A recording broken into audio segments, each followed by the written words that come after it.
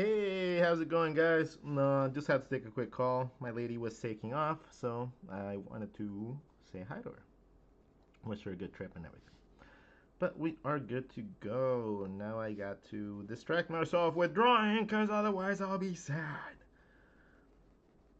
So we're gonna draw this really scruffy tattoo guy. Mr. Radio Wastelands, what up, dude? What's up, Rob?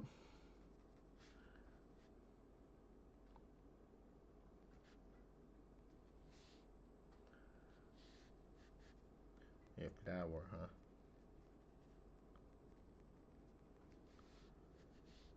Yeah. So one other thing that I don't like about the tattoo industry, it's something that I don't like with any design industry in general. And it's that you rarely get to do the things you want unless you are a noticed person. Like if you are not a noticed and recognized artist, it's very hard to get, the ability to tattoo the things that you really want to tattoo. People will just be like, "Oh, I just want this drawing from this thing," and then blah blah blah blah blah blah, which is fine, which is perfectly fine as well. But it's just another hinder that comes along with, doing the whole tattoo thing.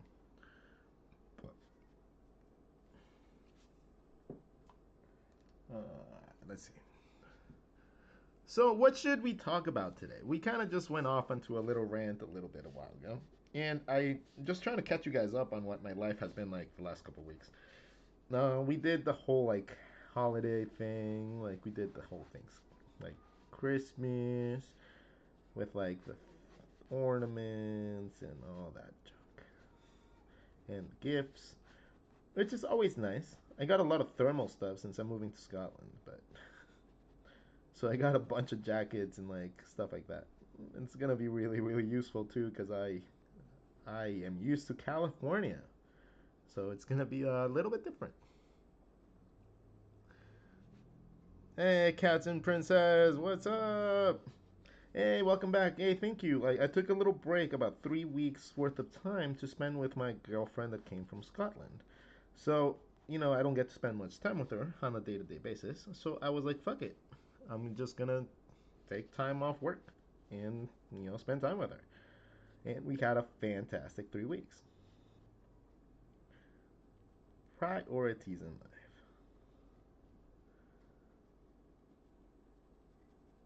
Yay!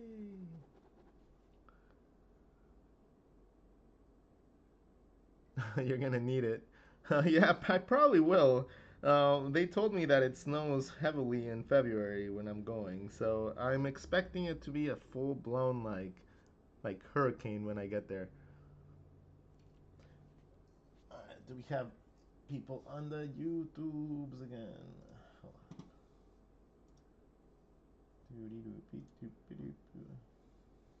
There you go.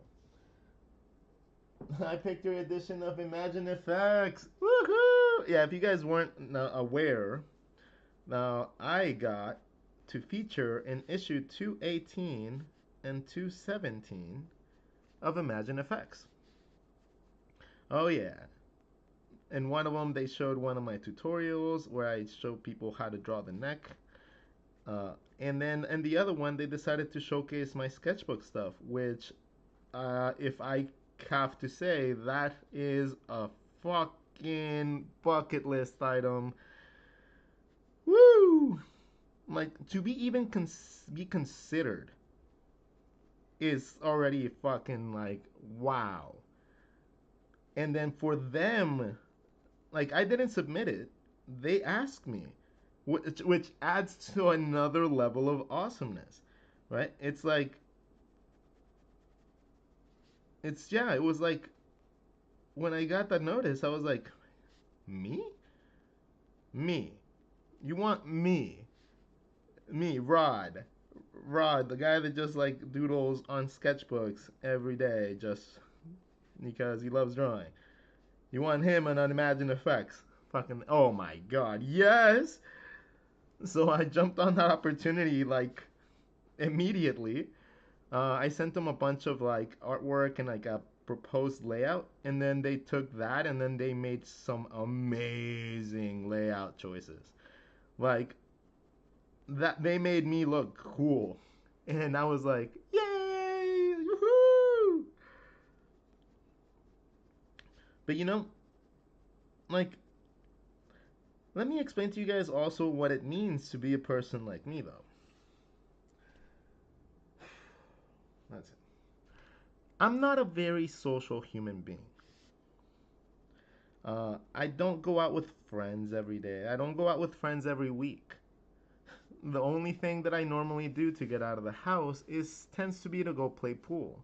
And since I'm gonna be moving, I'm not going to even have that, like really. So it's going to be quite interesting to delve into my art 100% again because I haven't done that in a very long time. Like I haven't gambled on myself in a while. The last time that I was looking for a job, I found a job working for an editing company that did kids books, and I stayed there for a while. Like it was like 3 years or something like that, because I was great at it and I was good. And then they just cut our entire departments out. And then once again, I was like, ugh, fuck. Like, what do I do again? Like, I hate the concept of having to find something else that I like. And then I was like, fuck it, I'm just gonna do my own shit. I'm gonna teach, and I'm gonna teach, and if something comes of it, great. If something doesn't, I guess I'll find some other way or go back to corporate America. Like I'm good at it too. Like it's just a thing that I'm good at. So it's gonna be an interesting year because I'm gonna focus as long as I can for as long as I can, seeing if I can actually make it as an educator. If I can, then I'm gonna remain being an educator for as long as I can be. Uh, if it doesn't pan out, then I'll just rely on another bunch of sets of my skill sets that I have, and I'll just do some corporate junk for a while again. And then again, attempt to go on my own. Like, the goal will never be to just be an employee. Like, employees get used and then get disposed of. That has been my opinion wholeheartedly from every single job that I've ever held. Now, that might be a jaded opinion because, I have had bad experiences with a bunch of corporations. But, at the end of the day, I'm just tired of uh, giving my creative energy to a company that isn't my company. Not that I have a company. Radio Wastelands, you and I are going to be working together. I have you on top of my list. Yay! You know, people like Rob here give me like a lot of. My friend Rob and my friend Kennedy, like, probably are two of the most crucial people that have come in and just been like, okay, cool. Rod, you're going to succeed. Rod, you're going to fucking do this. Rod, we're going to make it happen. See, I do that for a lot of people in the world. Like, I do this for like 50, 60 people at a time.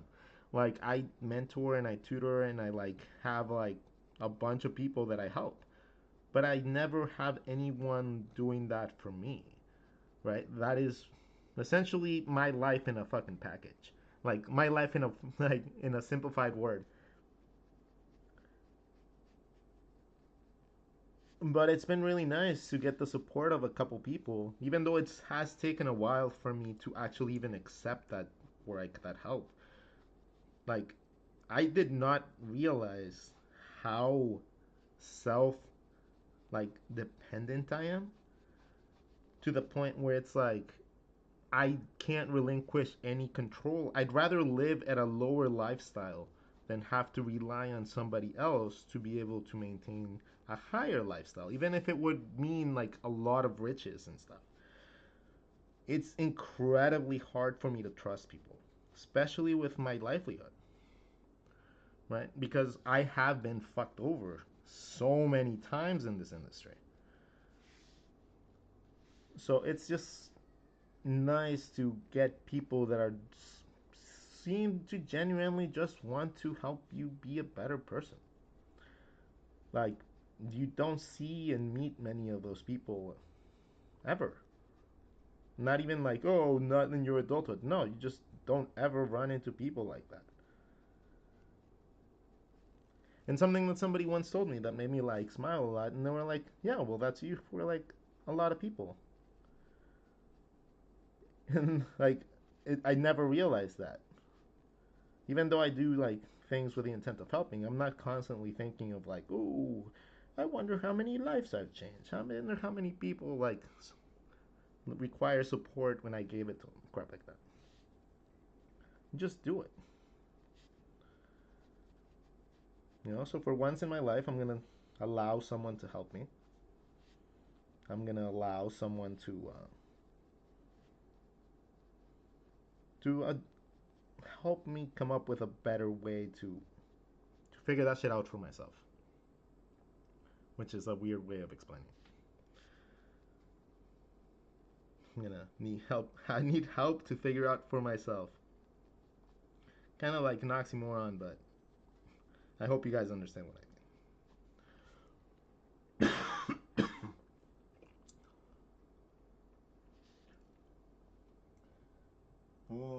I don't draw so much these days. Just don't know why. I just can't. Can't make nothing that I really like. It sucks. Well, the thing is, why is drawing about just making something pretty?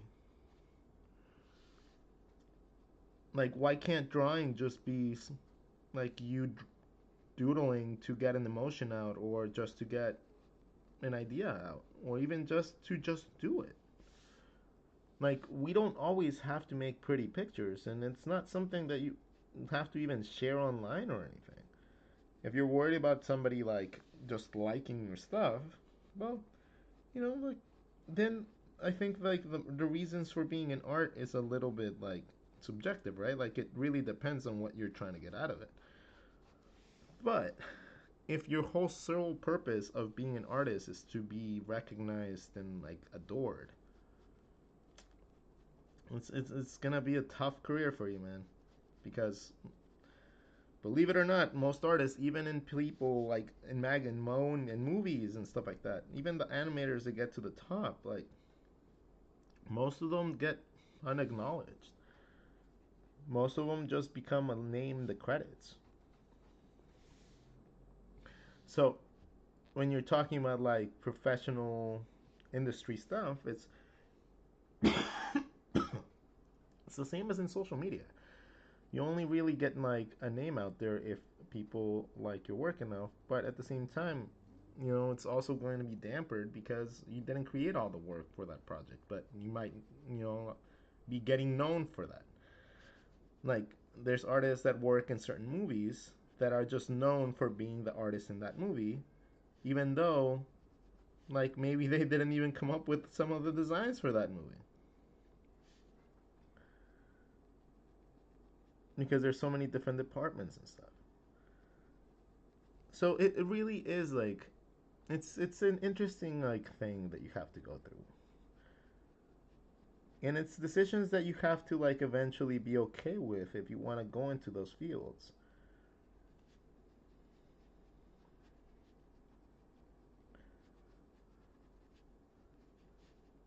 Like, if you want to be known for your own artwork, it's going to be really hard to do that working at a studio. Not because you're not going to have the chance to show off or whatever, but in all reality, it's you're working on the studio's property. And unless you spend a lot of time working on something on your own too, on top of having that creative energy to work for somebody else in a very intensive work environment, it's gonna hinder your ability to do so. It's just going to. It's not even like an if. You would need to have the drive of a fucking like like I don't even know, man, like a warrior's drive to be able to like keep on with so much creative energy at once.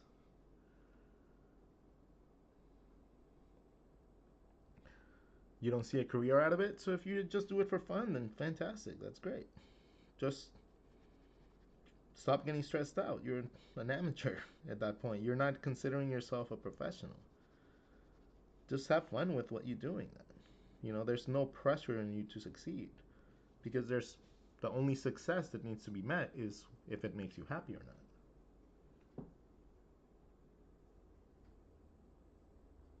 You're that person to me. I alone since hindsight sometimes help the younger people with supplies. You're the person that has me drawing again after 10 years of not drawing. Aww. Okay, let's draw some other stuff. Let's draw. I feel like a pinup. Let's make that into a pinup. Let's make. Okay, we'll make this into a pinup. Okay, how do we make that into a pinup? And we'll make it a tattooed pinup too. Okay, so what I'm seeing here is maybe a head,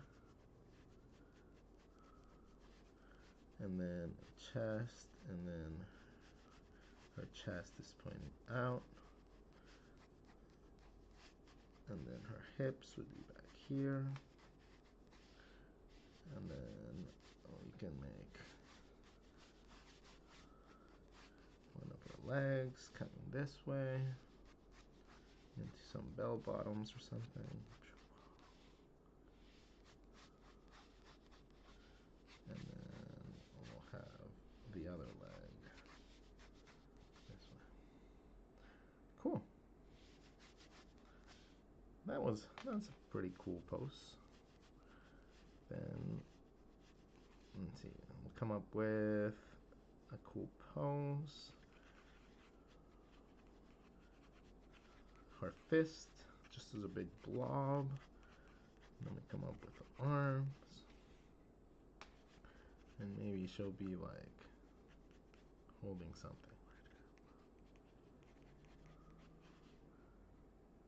Cool. Alright, now how do we connect everything? How do we make all this work into like a single piece? Let's scoot down for YouTube.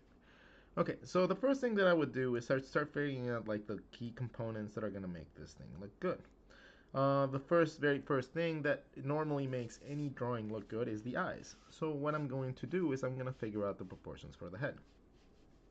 I like to do the head in two portions. I like to do the upper part of the head, which consists of your eyebrows, your nose, and your eyes. Okay, that is step one. The jaw comes after. The jaw and the mouth come later because that can move. That can be placed in different positions and actually be working perfectly fine. Right? The jaw comes after. So let's figure out the top part of the head.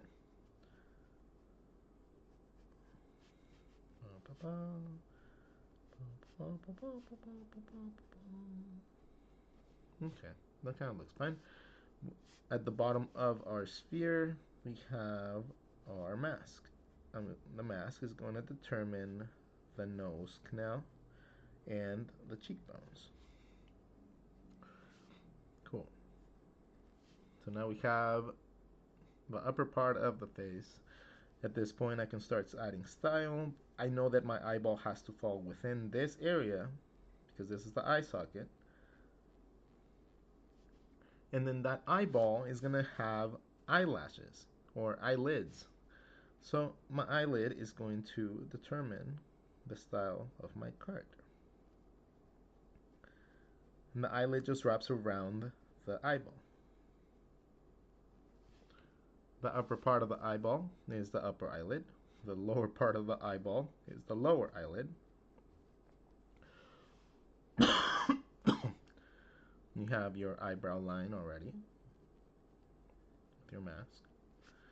This comes to our nose bridge, which is already defined by our mask into whatever nose we want to give it.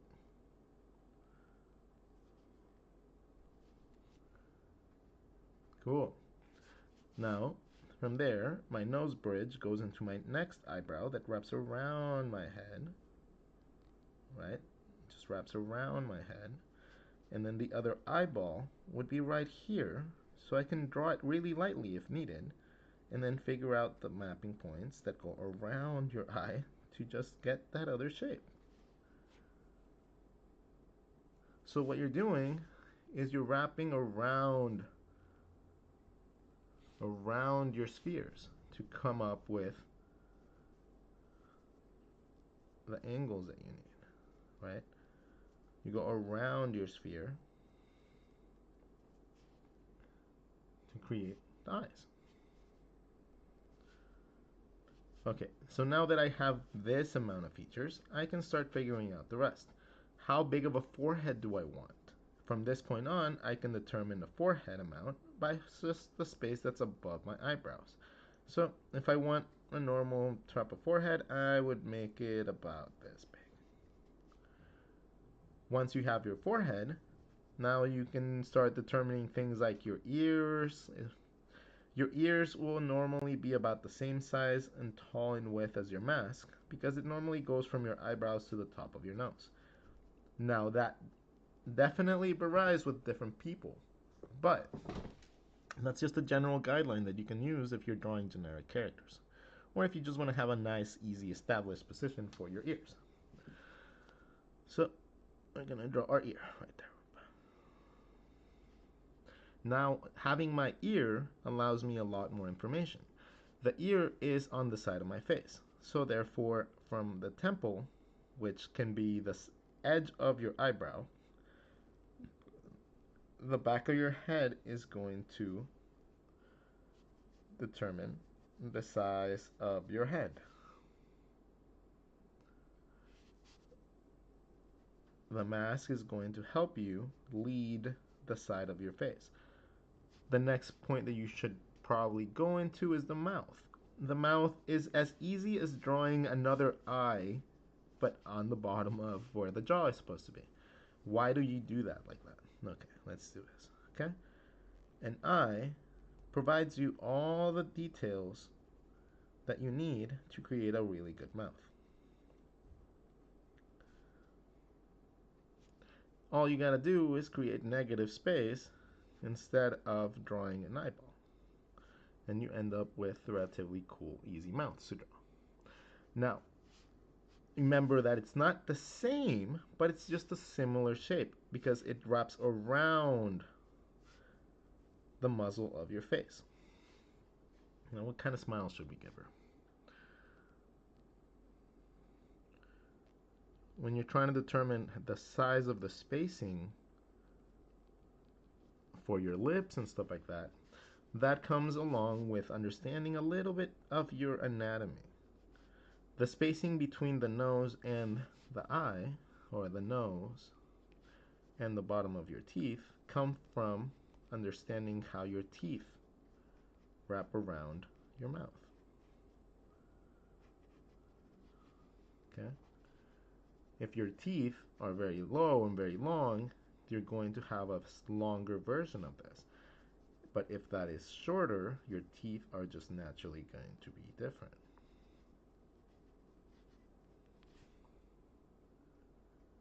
So the spacing there can be, everybody's different, so you can have people that have a really, really long bottom part of their face. But you got to remember that that means that their mouth part right here and their teeth is much, much longer as well.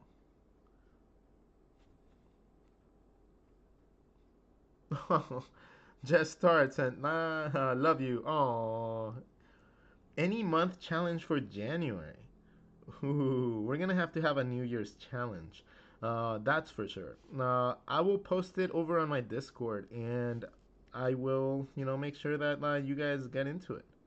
I might have to implement a 2-week sketchbook challenge, and that is something that I normally ask my apprentices to do if they want to be considered like my apprentices. And if they can dedicate the time to do that, that's normally like when I determine if I'm going to take someone on or not. But that would be really interesting to see how everybody else approaches it. I would love to see how people like tackle this like task on. So if you are down to try to do a 2 week 100-page sketchbook, and you are actually down to try to like like make that happen, let me know. I would love to like talk about you, like maybe like making like you document your progress through those 2 weeks, and then see if we can show that to other people as well. That would be amazing. My 8-year old is starting to draw. I told her what you say about sketchbooks. She was fine with it and understood it. Oh, that's great. And Numa Elish, I feel like perfectionism slows down my productivity. That I should increase the amount of drawings. I see artists posting a drawing every 2 days. Or maybe it's on social media influence. I don't know. Oh, well, first of all, uh, thank you for, joining the chat. That is a very interesting concept. Second, there's people that post a lot more than that. I think that any given time, that if I actually want to like engage audiences and grow my channels and shit like that, like I feel like I have to post about 3 times a day, which is insane. Insane amount of time that needs to be dedicated to be able to make things like actually like work and grow. The way that you combat this is that you actually have to make a lot more uh, work in progress type of content, and that is going to be needed if you want to actually have a consistent amount of content. It's very hard to not like run out of shit to post. It's like nobody has that much creativity. Like, I'm telling you, from a person that normally is a person that is okay with drawing like a million different things every given day, even people like me, run out of inspiration really, really quick. Right? So it's not about being perfectionist. Honestly, it's like you can be as perfectionist as you want. That's not really the hinder. It's you gotta understand that what you do has value. And if you're not valuing things because you're not bumping it out quick enough, that is something that you need to look into, like for yourself, though, because then you are. I think you might be constantly thinking that other people's work, due to them being quicker, has for some reason more value than yours. We all have to adapt, and we have to like meet the expectations in any way that we can, right? Not No two of us is going to have the same like approach to anything. Like, actually, if we do, like if two people actually do that, that's kind of problematic, because then you just have like a person that's competing with you for no freaking reason. So you approaching things in your own way is always going to be what you should aim for. If perfectionism, or your consideration of perfectionism, is something you can't break out of, then just adapt it into your day-to-day routine and make it part of a crucial part of your creative process. That way, even if it is like a perfectionism, it takes longer, right? At least it's controlled by you. My son says you make this look so easy. How do you make it look easy? Actually, teaching you guys makes it a lot easier. Um, like having to explain how I do things is a constant reminder that I do not really fucking know what I'm doing.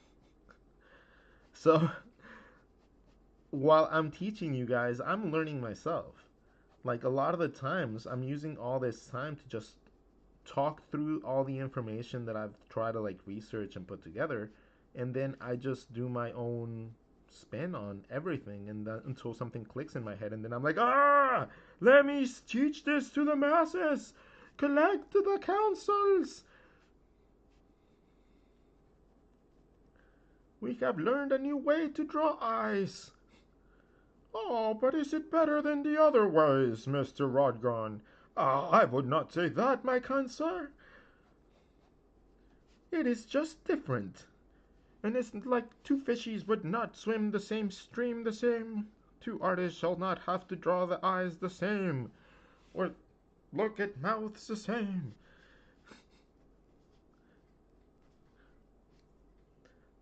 Kind of looks like Nebula. What if we like give her like Nebula features then?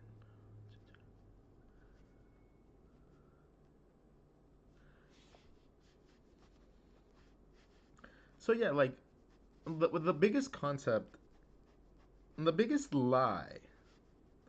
I don't even know if it's lie because a lot of the people don't mean it to do with like an ill intent, and a lie seems like a very ill-mannered thing to do. So let's not call it a lie. But the misconception that a lot of people think is that there is one single path to learning how to draw. Now, no, there's no set path to learn how to draw. Then you know why? It's a very simple question. It's a simple answer. The reason why is because there's no definite best art. There is no artwork that is considered the best art ever. So therefore there is no significance in a path that's going to teach you or lead you to that art. Now, you can know everything about mathematics, you can learn a lot about, being a doctor, you can learn everything about the law, but you can't learn everything about art. It's just never gonna happen. Uh, like it's such a subjective like career, and such a broad career too, that unless you are really like segmented into a small percentage of that art world, odds are you like there's 1,000 other things in art that you don't know what to do or that are even there. Drawing is about free expression. It could be, I guess. I mean, I don't think drawing has a reason. I think we all make our own reasons for why we draw. There is no set like like way to see things, or like you know if someone tells you that they makes them happy, fantastic. Some people art actually makes them mad and they like it. you know it's a weird like thing, man. Like it's just such an individualized thing that like really understanding everything about it is very tough. But that's also what gives me a lot of like a lot of joy, because that means that anybody can just actually achieve a certain level of artistry if they desire to do so. Doesn't matter what age you are, it doesn't matter like what education you have, and if you have the right people at your disposal and like people that are willing to help you, you can learn how to do things very easily. Now, it's not often that a lot of people do this gratuitously, right? Like it gets harder and harder to find people that are willing to share something that they're really good at without them trying to, financially like make a profit from it. I know because even when I was going through school, you couldn't find that. Like where had happened to the age of Bob Ross and public service TV and stuff like that, that allowed people to actually learn what they wanted to follow in life, and not be fucked over by just prices and prices and oh, it's Tim. No, it's just Tim. What should I do if I want to go into illustrating and storyboarding for an animation studio? Okay, well, do you know how to storyboard? If you don't know how to storyboard, you gotta learn how to storyboard. If you do know how to storyboard, How proficient are you at storyboarding? If you are an amateur, there's a lot of learning to be done, right? So a lot of like when people ask these questions, like what they need to get into a studio, what they need to be like a concept designer, character designer, blah blah. The thing is, all you gotta do really is focus all your creative energy and all your resources into learning what you need. Like it's silly to me. Like a doctor would not ask me what they need to be able to do to be a doctor. Like if you are serious about being in this industry, don't wait for someone to give you like a secret thing. Like it's all this information is out there. Like much from much more reliable and better sources than me. Because I've never worked for a studio.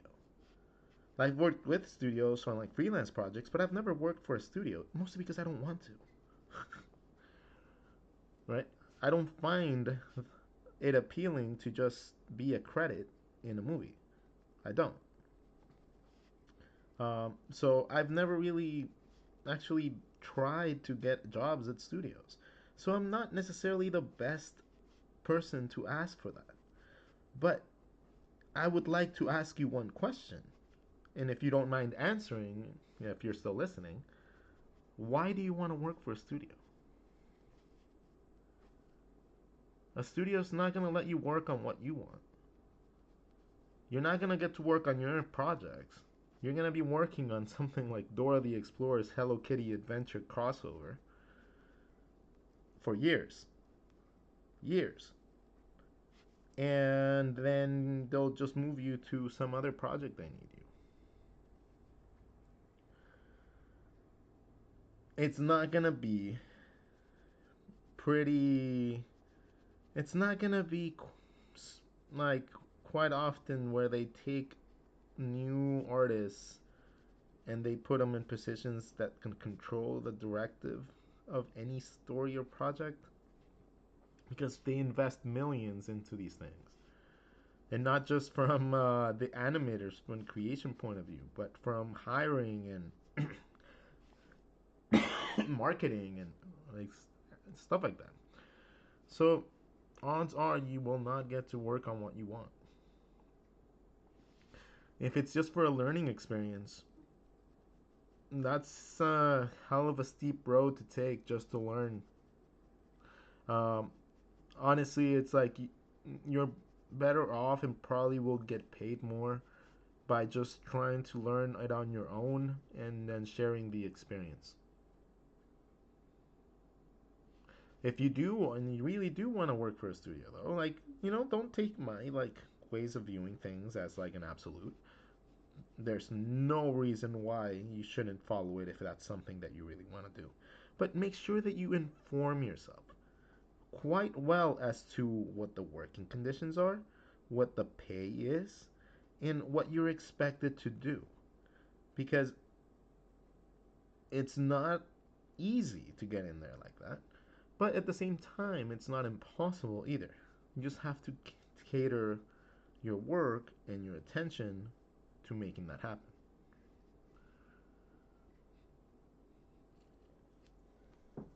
Oh, let's see. Thank you for sharing, Rodgon. Your insight and experiences on this is a true blessing. Yeah, no problem. I'd love to work for myself. I think we should all aim to work for ourselves. In all reality, like if you have a creative passion and you have the ability to market that in some way or another, you should aim to be your own boss. Don't be an employee if you can help it. Like being an employee just leads you down a road where you're too dependent on other people's paychecks. And Jesus, like it's easy. It's easy to be an employee.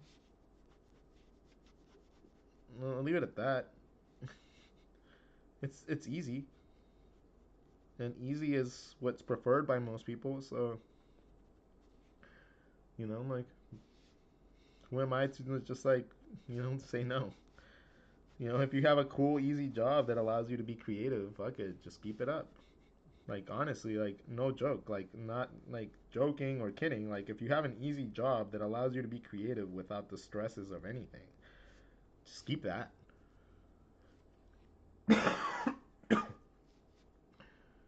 Sometimes I do wish that I could see like my art hobby as a hobby again, instead of always being stressed the fuck out that I have to like create something awesome with it. The last time that I sat down and actually drew something for fun, like not just with the intent of sharing, not with the intent of creating something to like market. It has been a long time for that before I've done that. Oh, a champagne glass for New Year's. Oh no, we'll have to make a whole New Year's thing.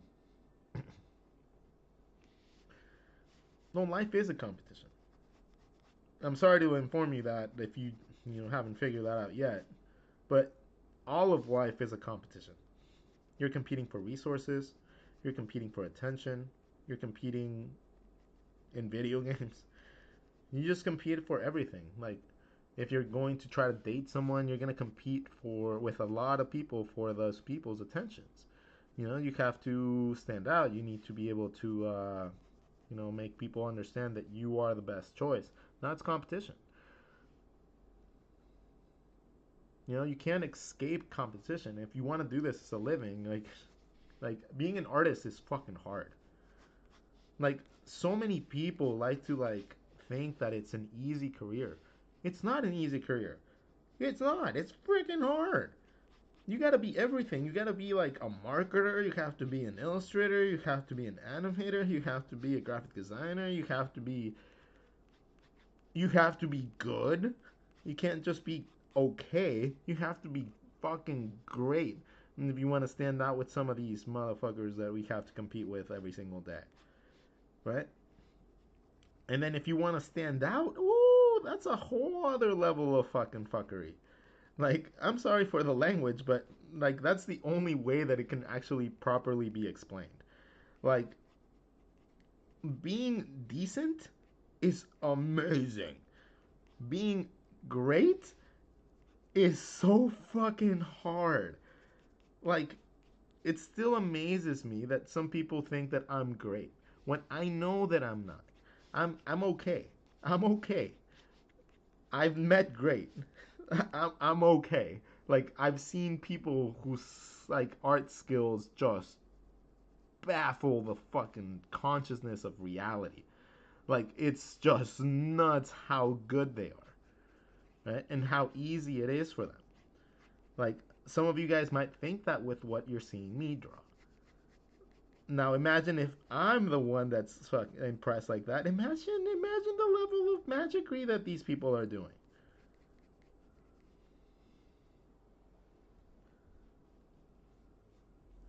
Who's your favorite artist? You know, that's a tough one. That really is a tough one to like decide on. Because my tastes are a little bit all over the place. So I'm gonna give you guys a couple of my favorite artists and why they're my favorite artists. Okay. Number one, Chris Sanders. Chris Sanders is the awesome fellow that came up with the concept for Stitch. Right? He also has like these amazing pinup art, like women that he just like releases in like forms of mermaids and just really fun pinups that he does. So Chris Sanders is definitely one of my favorites. Alongside the whole pinup-y thing, though, you can't possibly have a pinup discussion without talking about Dean Yeagle. Dean Yeagle is the guy that drew the pinup art and comics for Playboy magazine for a long time. And he is one of the best pinup artists I have ever had the chance to meet. On that note, he told me after looking at my sketchbook that I should immediately go get my shit published. that just happened a little while ago when I went to Lightbox. So that was fucking awesome to hear that from him. That was really damn cool. So I will take it with a great like stride and like actually like up my pinup game a little bit more as well. Just because I got praised by the awesome Dean Eagle.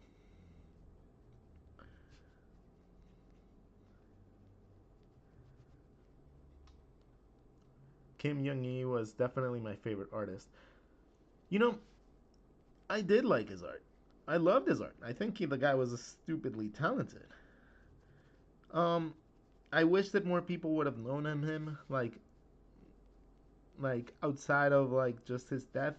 Like he turned into a lot of people's favorite artist after he died, and even though that is kind of like, oh, that's cute and all, like it's like, oh, I wish you guys would have known his work before he died. You know,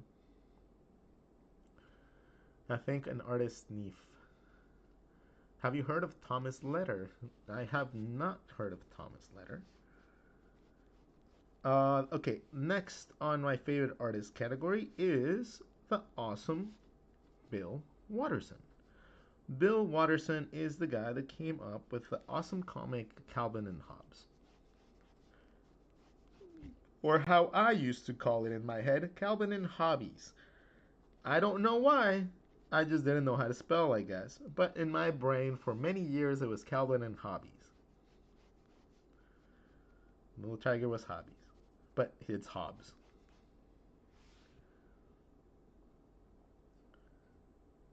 He's an artist here on TikTok, and he's the best with blue pen. Okay. Now you're trying to instigate some shit. You do know that all I used to use is blue big pen, right? Like before I like started doing watercolors and shit like that. Everything that I used to do was in blue big pen. So now I'm gonna have to check out this guy. See if he can rip that title from me. Draw her pregnant and are you the same creep, dude? Like I'm just gonna block you. Yeah, I'm just gonna block you. There you go. No more annoying me with your shit.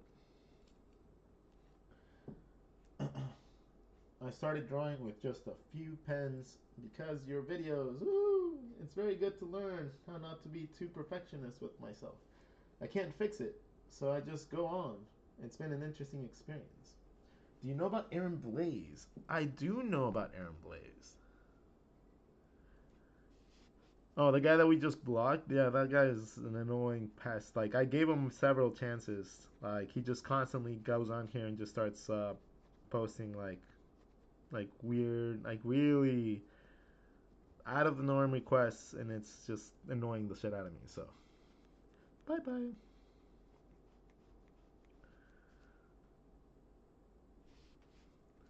All right, so let's see. Pinups. Okay, another artist that I really like besides Bill Watterson. I've always been a big fan of Scott Campbell. Scott Campbell is the artist that did work for Danger Girl and Gen 13 for Image Comics a while back. And then he's just been a really good pinup artist. Like a fantastic pinup artist. He does a lot of covers and stuff like that. And he's just awesome. What sketchbook is this? This one is an Illo sketchbook. Illo sketchbooks are pretty damn good. Sorry for smacking the camera on. They're pretty good. Like they hold watercolor really good. They don't really bleed through. You can use both sides of the page. Like it really is a fantastic sketchbook. I'm really happy and lucky to be sponsored by them. So they just send me sketchbooks whenever I need.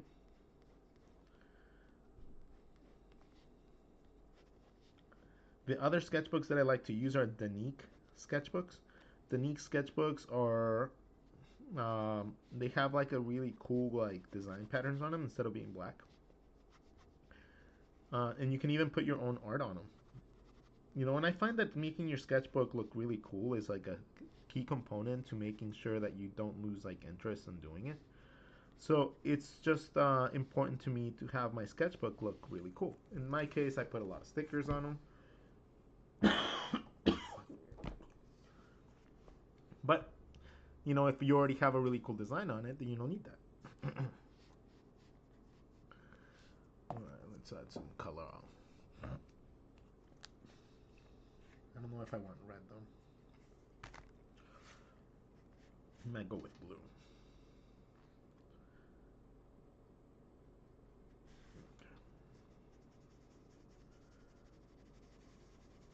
Or green? That is a problem with being colorblind, goddammit.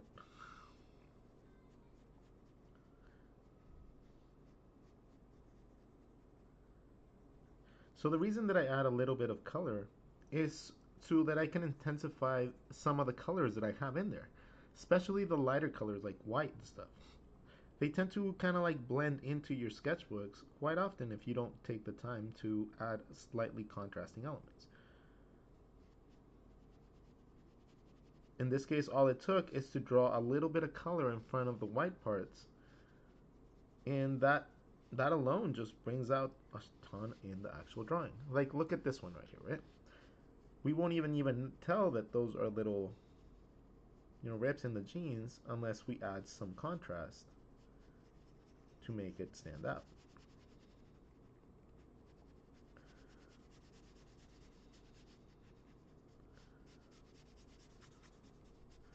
Right? The moment that we do that, we get a little bit more of a feel for the pose, for the silhouette.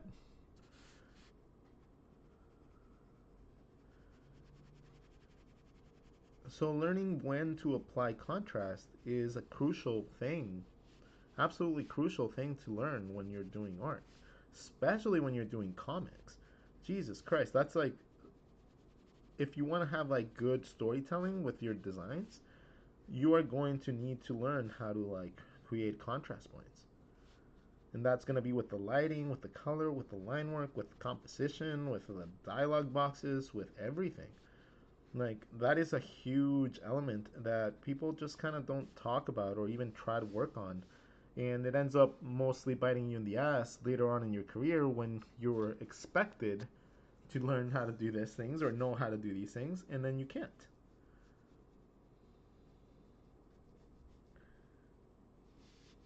Like, layout design is hard. Like, learning how to do proper layouts and, you know, when to use them and color theory and all that shit is hard.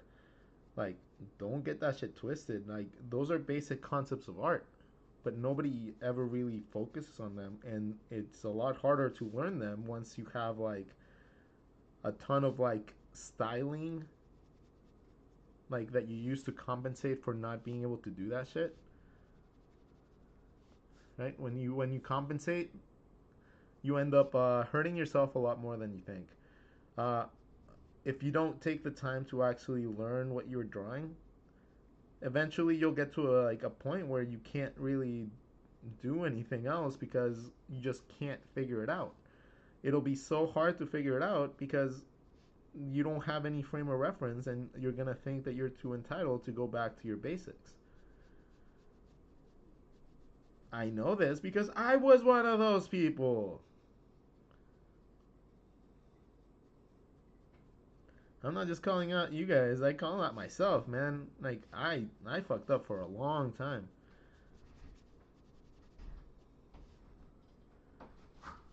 Jerry!